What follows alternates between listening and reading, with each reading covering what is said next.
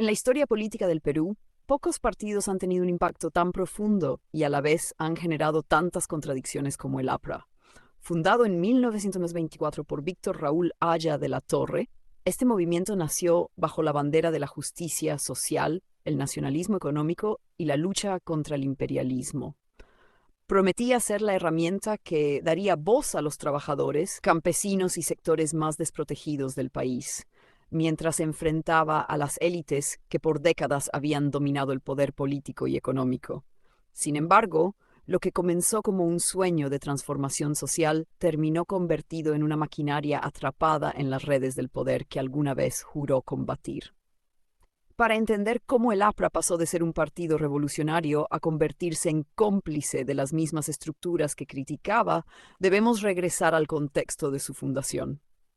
En los años 20, el Perú estaba gobernado por una élite oligárquica que controlaba las tierras, la economía y el destino de la nación.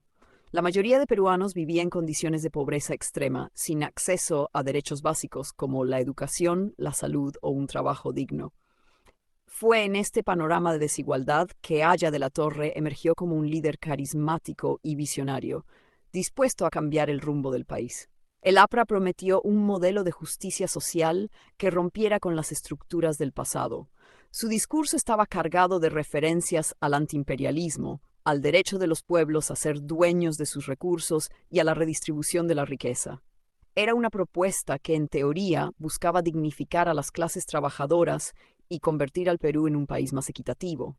Sin embargo, esas palabras no tardaron en convertirse en meras consignas. Cuando Alan García asumió la presidencia en 1985, el APRA tuvo su primera gran oportunidad de demostrar que era capaz de cumplir las promesas hechas al pueblo.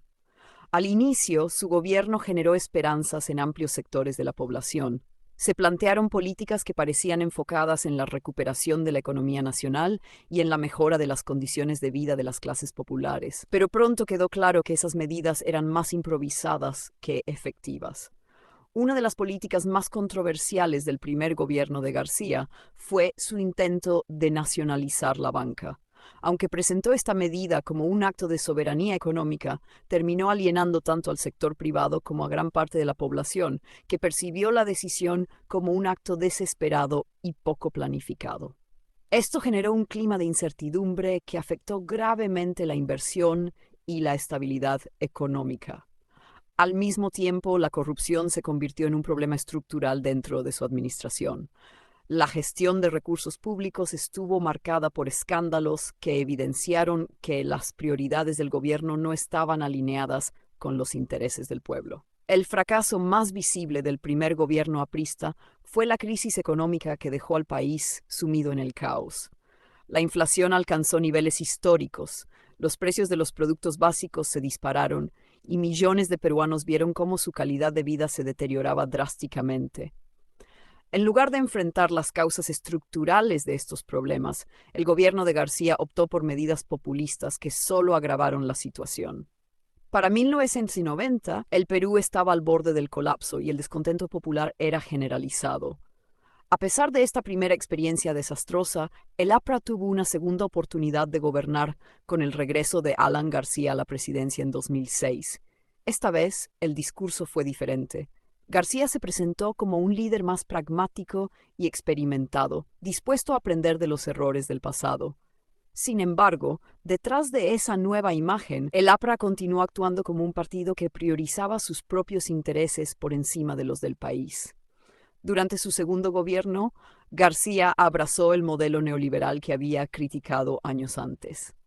La venta de tierras a grandes corporaciones y la concesión de recursos naturales se convirtió en una constante, generando conflictos sociales en todo el país. Las comunidades indígenas y campesinas que luchaban por proteger sus territorios fueron ignoradas y criminalizadas, mientras el gobierno firmaba acuerdos que favorecían a inversionistas extranjeros. Los escándalos de corrupción no tardaron en aparecer nuevamente, desde irregularidades en la adjudicación de contratos públicos hasta la vinculación del gobierno con redes internacionales de sobornos. El segundo mandato de García demostró que el APRA no había cambiado.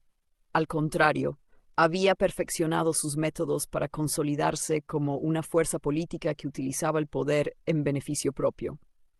Además de los efectos económicos y sociales, el legado del segundo gobierno de García quedó marcado por la tragedia de Bagua en 2009, cuando un enfrentamiento entre las fuerzas del orden y comunidades indígenas dejó decenas de muertos. Este episodio evidenció la desconexión del gobierno con los sectores más vulnerables de la población y su incapacidad para resolver los conflictos de manera justa. En ambos periodos, el APRA mostró una constante: su habilidad para adaptarse al poder, abandonando los principios que le dieron origen. Lo que alguna vez fue un partido de lucha revolucionaria se convirtió en un símbolo de traición para aquellos que alguna vez confiaron en él. Su historia no solo refleja las contradicciones de una organización política, sino las del sistema peruano en su conjunto. El APRA, que comenzó como un movimiento de esperanza para las mayorías, terminó consolidándose como un actor más en el teatro político que perpetúa la corrupción y la desigualdad en el Perú. La historia de sus gobiernos es una lección para quienes creen en los discursos grandilocuentes, pero también una advertencia sobre cómo el poder puede corromper incluso a los ideales más nobles.